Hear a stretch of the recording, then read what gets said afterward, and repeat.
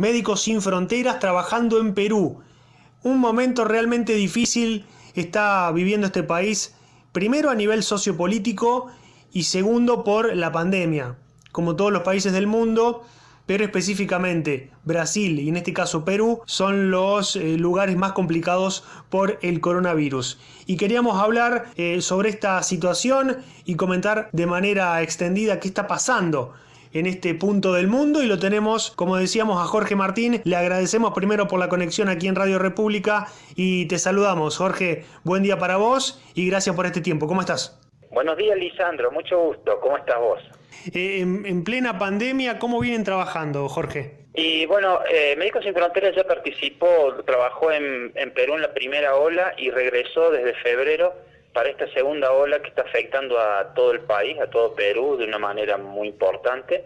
Y estamos trabajando con dos proyectos, uno en una región que se llama Huacho y el otro acá en Cusco, que estamos iniciando. Bueno, la verdad que la pandemia ha afectado muchísimo América, Sudamérica, el uso del doble barbijo. ¿Cómo están trabajando este tema? Bueno, como en Perú la situación, está pasando una situación de crisis social, política, económica y a su vez una crisis sanitaria. Entonces, el hecho de que acá no van a de nuevo hacer una cuarentena estricta, tienen que apostar por estas medidas, por ejemplo el uso de doble barbijo, como le llamamos nosotros, o del visor facial, la máscara, es obligatoria acá para entrar a cualquiera de los lugares o para desplazarse en el transporte. ¿Cómo vienen manejando las cifras de contagios, de fallecidos? Bueno, es muy llamativo lo que pasa en Perú. La verdad que Perú ha sido uno de los países más afectados en la región.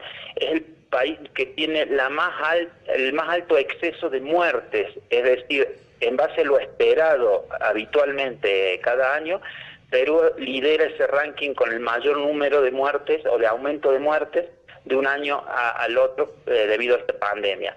En cifras, Perú ha superado ayer los 60.000 fallecidos, pero hay una gran controversia en los datos, porque en base a los certificados de muerte, de defunción que toman los casos sospechosos y los casos confirmados, la cifra asciende a 166.000 fallecidos. Y el número de diagnosticados de casos positivos actualmente está en 1.700.000, pero bueno, la estrategia que usó Perú para diagnosticar y el bajo acceso al diagnóstico hace que eso sea una subestimación. ¿Cuánto hace que estás trabajando o viviendo allí en Perú? Bueno, básicamente yo hace 18 años que trabajo con Médicos Sin Fronteras y en Perú estoy respondiendo en esta emergencia, participé en la misión exploratoria y ahora desde el mes de febrero estoy trabajando con Médicos Sin Fronteras en este país, antes he trabajado en muchos otros lugares. Desde ese punto del mundo, ¿cómo ves a Córdoba, Argentina, en esta pandemia? Bueno, tuve la suerte de estar en Argentina antes de que empezara esta segunda ola y para mí fue sorprendente en Córdoba ver cómo la gente usaba poco el barbijo en la calle, los jóvenes. Yo paraba ahí en Nueva Córdoba y bueno, y si había mucha libertad, yo siempre le remarcaba. Yo trabajé el año pasado en Ecuador, en México y ahora en Perú, y la realidad en otros países era mucho más difícil, ¿no? Y Argentina tuvo la suerte de que luego de que pasó la primera ola, pudimos festejar nuestras Navidades con una cierta libertad y tener un periodo donde la transmisibilidad en la sociedad era muy baja, lo que nos permitió, no digo llevar una vida normal, pero acercarnos a eso. Entonces, en comparación a los otros países donde yo he estado, en Argentina pude ver que tuvimos ese periodo que nos permitió descansar un poco de la pandemia. ¿Los países más perjudicados de Sudamérica son Brasil y Perú? Brasil, Perú, Ecuador también en su momento estuvo muy afectado y sigue ahora está la segunda ola aumentando los casos.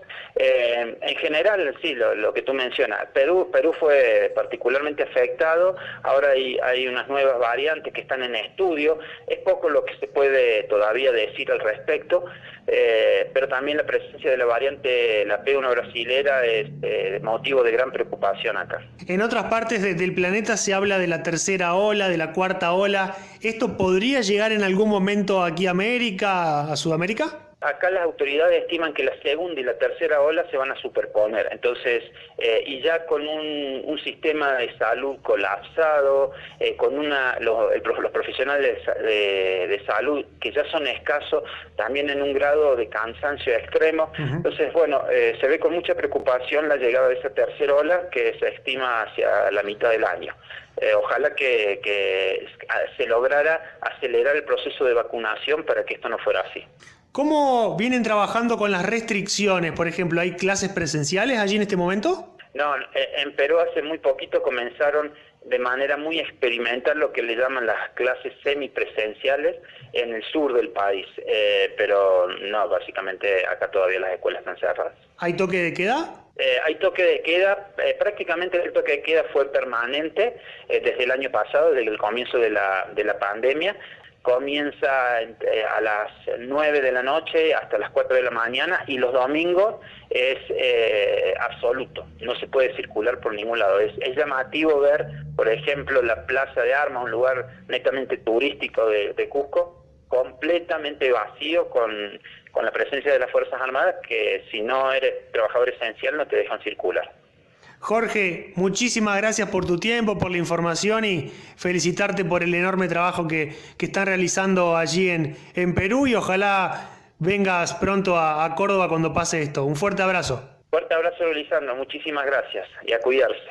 Pasaba por Radio República Jorge Pedro Martín, este médico sin fronteras, un médico cordobés trabajando en Perú, este momento difícil en pandemia, en ese punto del mundo y también, por supuesto, hablando de la situación social política que está pasando